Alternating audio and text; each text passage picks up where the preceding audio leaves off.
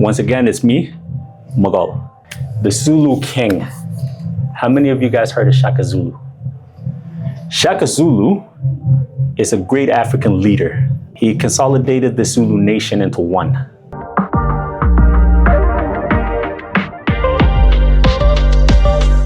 So who is Shaka Zulu?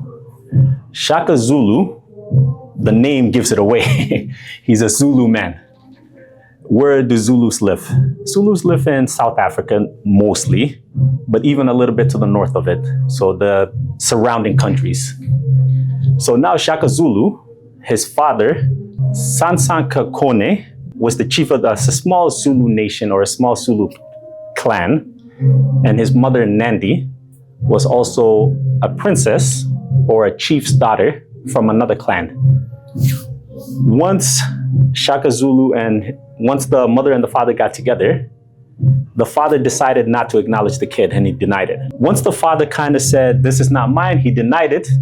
The girl went back to her people, to her father's chief. When she came back, she was already showing. And to add insult to injury, they said she was bitten by the Ishaka beetle, which is an intestinal beetle, which is gonna make your stomach go big. So it was an insult to say that you're not pregnant by nothing. It's just, you got bit by a bug. Now you got Shaka in your stomach. Which later on in life, Shaka turned it into a name of power rather than a name of insult. Because they used to say it was the Ishaka beetle. He owned it, he grew up with it. So once he was born, his mother went back to her old clan. The child was born. He grew up amongst his people, his mother's people. They did not like him. They used to torture him and his mother. What was the reason they didn't like him? Because he was a fatherless child. Okay. His father denied him.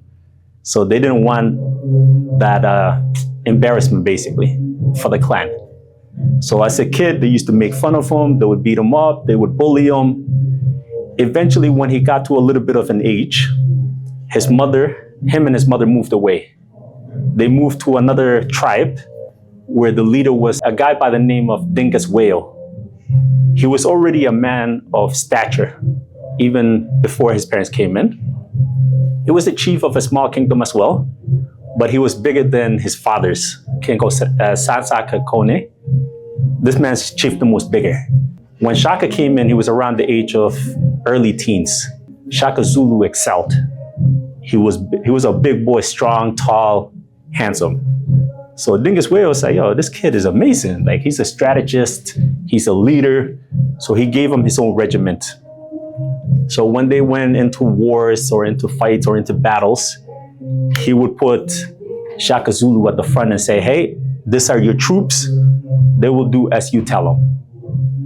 Of course, I'm gonna be your mentor. I'm gonna show you the ropes, but these men are gonna follow you to the end." Once Shaka Zulu's name started catching traction, his men started loving him. Because he was a young boy, he was strong, he was iron-willed, he was ready to fight. He was down for any battle. As time went on, he grew in stature. Dingus Whale gave him more authority and more power, and he took that opportunity and ran with it. During some of the wars, he was known for his brutality and aggressiveness. Back in those times when two clans fight, they would stand on opposite sides and they would throw spears at each other. And Shaka looked at it and he's like, "Oh, this makes no sense. I'm gonna throw my weapon at you, I'm gonna miss, and then I'm weaponless. Like, what am I gonna do after that?" So he invented a small sword. It's called the iklwa. So the name is given by the sound that it makes once you stab somebody and you pull it out. Like that. Like a clicking sound. That clicking sound. Yeah. So now the battles are more aggressive. Rather than standing on two sides of a hill and throwing spears at each other, what they would do is throw the spears. Whoever they hit is whoever they hit. Whoever they miss is whoever they miss. Then they would run down and start stabbing because they have the sword and the shield. So he codified that into modern day warfare for his time. which was a game changer.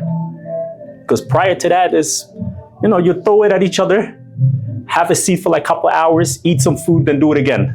Throw it at each other. At the end of it, somebody would say, I give, and then you take all their cattle and whatever. That was the end of it. Because in their time, cattle was the money. Cattle was economics. The more cattle you had, the richer you were. The more cattle you can raid, the stronger you were. So when somebody gave up and they're like, yeah, we're done. They'd be like, okay, give me all your livestock and you can go home. He changed that. In his time, he said, if I win, I'm going to win, one, through aggression and fear and pain. I'm going to kill whoever I can. Once I'm done fighting you, you have two choices. Either you join my confederate, meaning my tribe, or I'm going to kill you. I'm going to wipe you out. There is no in between. There's no, I'm going to regroup and come back tomorrow. So he said, when I defeat you, you have two choices. You're going to join me, or I'm going to wipe you out. No questions asked. So, and that's something that he learned from Dingus Wayo, because Dingus Wayo is about, give or take, I think he was 7 or 8 years older than Shaka Zulu. But when Dingus Wayo was going to war, he would use the old fighting style where they would throw the spears at each other from two corners. Yeah. But once Dingus Wayo won the battle, he would tell the other guys, hey, you're under me now. Like, you don't have a choice. I'll give you some of your cattle back. Once you lose, you're part of me, I'm protecting you. If somebody invades you, I'll come to help you. But you're gonna pay taxes for that help. So eventually, Shaka rose to a position of second to Dingus Wayo. And around this time, Shaka is in his late teens. So once Shaka hit the age of 19, his father passed away.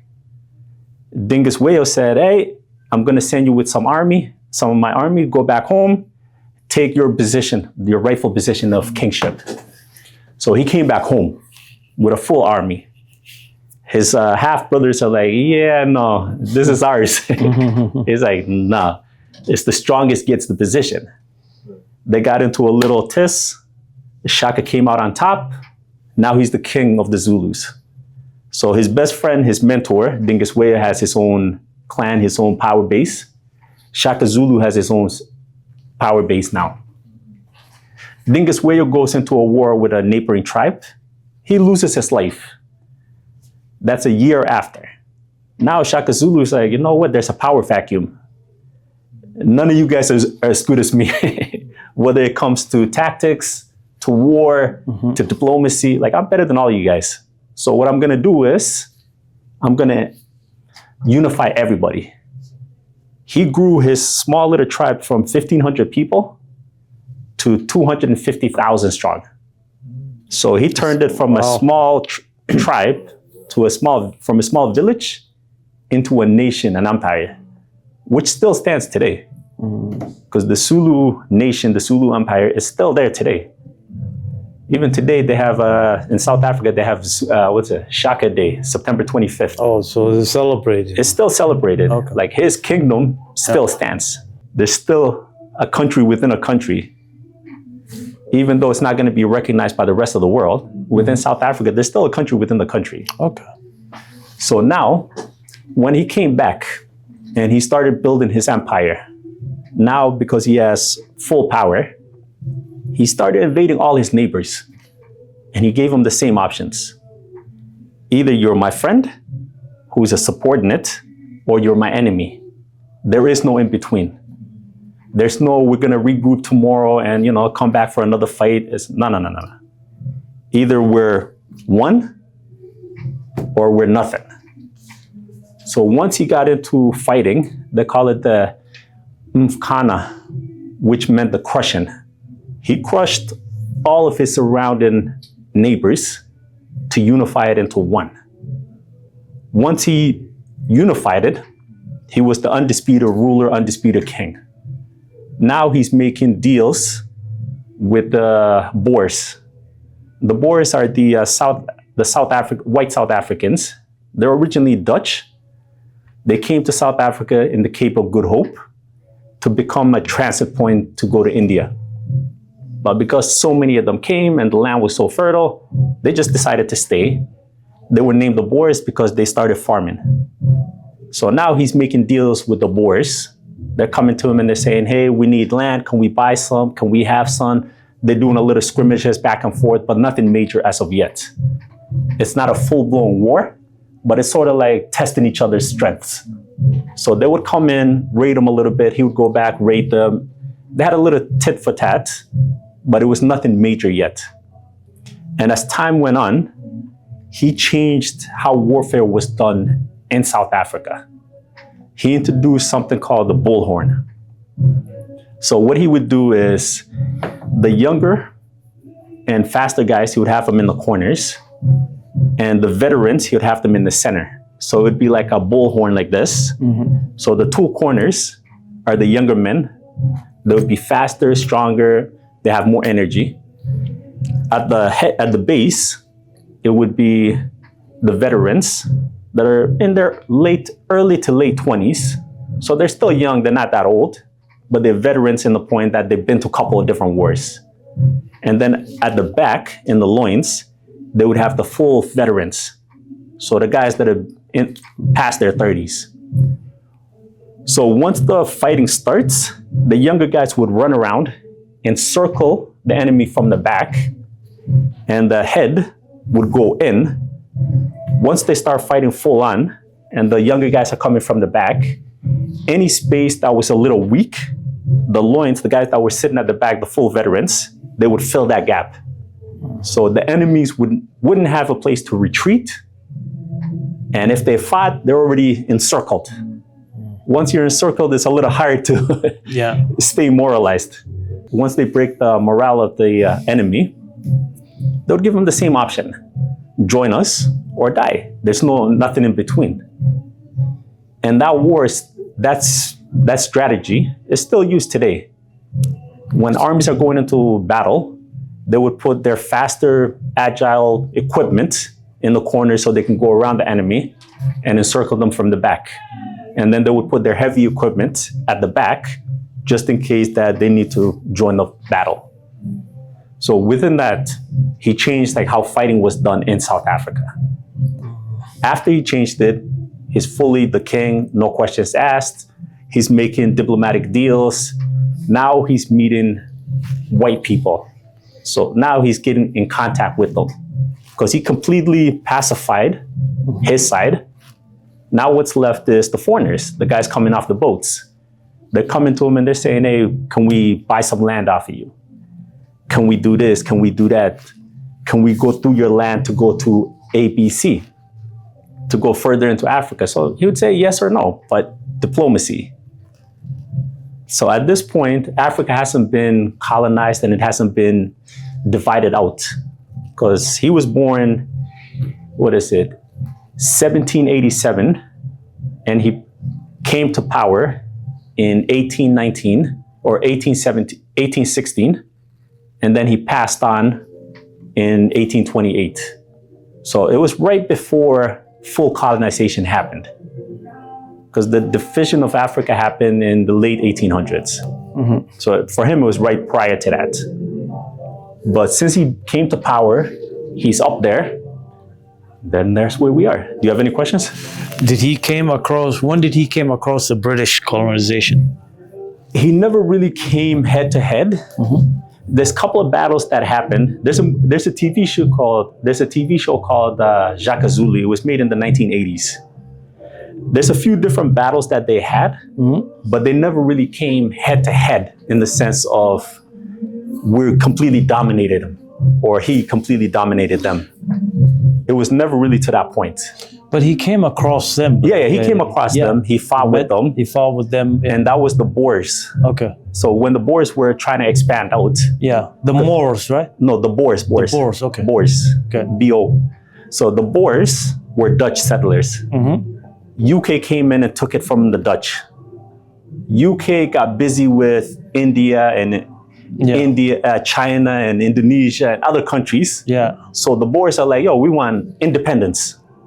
So they left where the British controlled, Yeah. and they went further into inland Africa. Okay. That's when they started coming into contact with Shaka Zulu. Okay. So the whites, the Boers, are running away from the English, and they're running into the wild, which is the continent of Africa, the inner Africa. But there is no such thing as wild because somebody owns everything. Yeah. They ran away from the English, ran into Shaka. Once they ran into Shaka, human beings, you're going to say, this is mine, and he's going to say, this is mine, and you're going to get into a fight naturally. Yeah. But at this point, the English are not involved yet. So it's just a bunch of random Dutch settlers that are following him, basically. Yeah, they just went a little too far. Okay. And Shaka had to slap them back. Okay. But the English is not helping them. It's not a full-blown war in the sense of nation against nation. Yeah. It's just random settlers going into like somebody else's land, and then that somebody else slaps them back. They kind of run back. And then later on, the English started getting involved because they started seeing gold coming out. They started seeing diamonds coming out. And the English is like, hey, other than the transfer point, we don't even need to go to India for spices. Yeah. We can get gold from here. We can get diamonds from here. So now greed comes in. And when humans and greed come into contact, it's never a good thing. Yeah. And then when nations get into that greedy point, it's a horrible thing. Because a human being, I can fight you. But to fight a whole nation is a different story. Yeah. Because they're well organized, they got money, they got guns, they got weapons. You know what I mean? So the Boers were running away from the English, ran into Shaka and his people. Little skirmishes happened, but nothing major because Shaka would just push them back. Not a big deal. Later on, after Shaka's life, the English got involved because they seen money and they seen status. So they're like, hey, we need to, wipe all these people out. But during Shaka's time, he was never conquered, and he never conquered the whites either. They kind of had like a mutual understanding, and they said, hey, that side of the line is yours, this side of the line is mine. If we need to come into the middle and talk, we can talk. But outside of that, there was never really the point of, you're below me because you're black. Like, they never got to that point in his lifetime.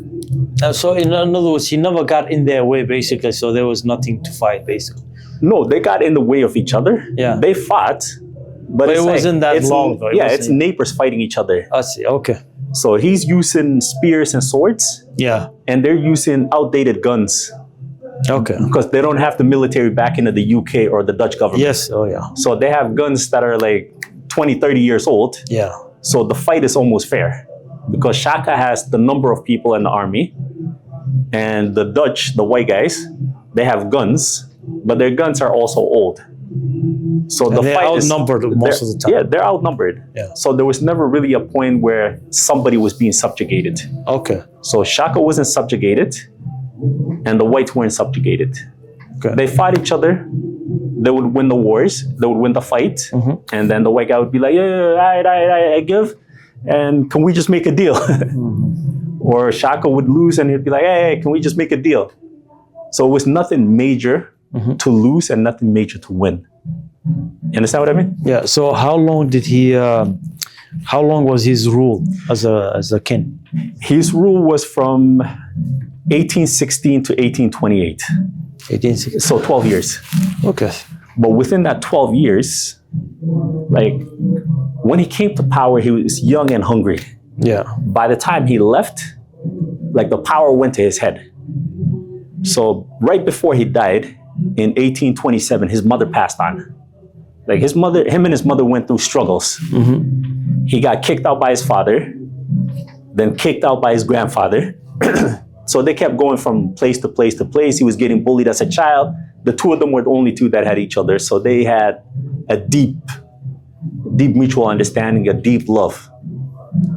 His mother passed on. He kind of went crazy a little. He lost. So he decreed that nobody's farming, nobody's plowing the fields, nobody's milking the cows for a full year. So there was like a mini famine. It wasn't from lack of rain. It wasn't from lack of water. None of that. it was man-made. Because what he said is, everybody has to mourn my mother. And if I don't like the way that you mourn my mother's death, I'm a Wow. Yeah. For a year. For a full year. So there was like a mini famine that happened. A lot of people died, a lot of people ran off. How true or how false it is, I don't know. Because history is always written by somebody. Yeah. And if that somebody does not like what you stand for, they're going to give you a horrible written history. Oh, change minor details. Yeah. So they might a little bit more aggression, a little bit more anger, a little bit more, dial up the exaggeration. The two guys that wrote about his life that were alive when he was alive. Funny how it's just, let me guess, the two writers are white, right? Of course. Why can't we have somebody from that country to write about him? No, because for them it was oral tradition. It's the same. There's historians today that'll tell you his full history. And it was written in the 1990s, I think. There was a writer. In the early 90s? No, in the early 1990s, there was a historian that kind of took all of the Zulu oral traditions about Shaka Zulu and compiled it into a book. I forgot what his name was, Stuart something. But he compiled like all the oral traditions into a book. But during his lifetime, there were two people that were known for writing about his life, his legacy. One was, what was his name? Nathaniel Isaacs. And the other one was Henry Francis Finn. But they both exaggerated because they needed to sell those books once they came back to the Western world. So they would go to the UK, write a book. The more exaggerated the book is, the more money they would make. Because they have to make the Africans look as savage as possible, as backwards as possible, as subhuman as possible. Once that comes into play, that person's going to become famous. There's a whole literature of that, where people would write like outlandish books. Henry Morgan Stanley is one of them. He would write some wild stories and wild histories of Africa. And people would be like, oh, they live like this. We need to go there and save them. And none of it is true. So these two guys, Nathaniel and Francis, they were both known for exaggerating. But once again, there's also going to be exaggeration, but there's also going to be some truth in it. Who knows what's what? You got to go read the oral traditions of the people. Go through their songs, their stories, their mythologies. That will tell you what's true and what's not. But even with mythology, you're going to exaggerate some things. Yeah. You're going to make somebody that's 6 feet tall into 10 feet tall. He was a strong man. He could kill 30 people with one slap. Exaggeration. So what's true, what's not, it's never really known. But history is history. But those are the two guys that are known to actually have met him, had a conversation with him, and then wrote books about his life. But they've also both been debunked to exaggerate a lot of the things that they wrote. So that's why I said what they wrote and what's exaggerated, what's not. Yeah. You have to take it with a grain of salt. Exactly. Right? Yeah. Take it with a grain of salt. Yeah. So talk about his death, basically. So at the end of his life, what basically brought him to power and prominence and made people love him was the thing that caused his downfall. Because he was known for being strong-willed, iron-willed, having no limitations, taking what he wanted, how he wanted, when he wanted. Once he came at the end of his life, he surrounded himself with a bunch of yes men. If we do this, yes, sir. On my mother's death, can we do like a full year of nobody doing crops? Yes, sir. You know what I mean? So that kind of came to his downfall. But with that being said, his own brothers, his own half-brothers, were the two men that killed him. So they snuck into his palace. Yeah. They snuck in. They bribed who they could bribe, intimidated who they could intimidate, and 1, 2, 3, the two brothers and his bodyguard. So the three of them took turns just stabbing him. So once he passed on, he didn't leave like a plan of succession. But they don't fully say he never married. What they say is, we don't know if he married. We don't know if he had kids. You know what I mean? Because he didn't say my son or my daughter or so-and-so is going to be the next king once I'm gone. He never did that. So once he died, all of those coalitions that he made, all of those different clans that he brought together, there's no central power. What are they going to do? Go back to their old thing. Whatever they were doing before, they're going to go back to it. All of a sudden, there's a power struggle for the kingdom. His two brothers, they're not him. Nobody fears them as they feared him. Nobody respects them as they respected him. So of course, when they killed him, everything fell apart. On his dying breath, how true or how false it is, I don't know. One of the writers said that he told his brothers, the white man coming from the sea is going to rule this land once I'm gone. So I don't know how true, how false it is, but it's prophetic. It is. It's crazy to the point where he can almost foresee the future. So for the longest time, South Africa. Imagine you have your own people stab you in the back. What is the white man going to do when he comes? It's not even your own people. It's your own brother. It's your own blood. Yeah, that's what I'm saying. Yeah. So basically, his power and kingdom died with him. His power and kingdom died with him, but the idea of the kingdom stayed behind. Okay. So the idea of the Zulu Empire, the Zulu nation, it stayed. It never left. Even today, there's video games, there's songs, there's movies, there's TV shows, even in 2026. So the history is still here. The idea of the Zulu Empire is still here. The only thing that's gone is the land that the Zulu Empire owned. Now it's under South African rule.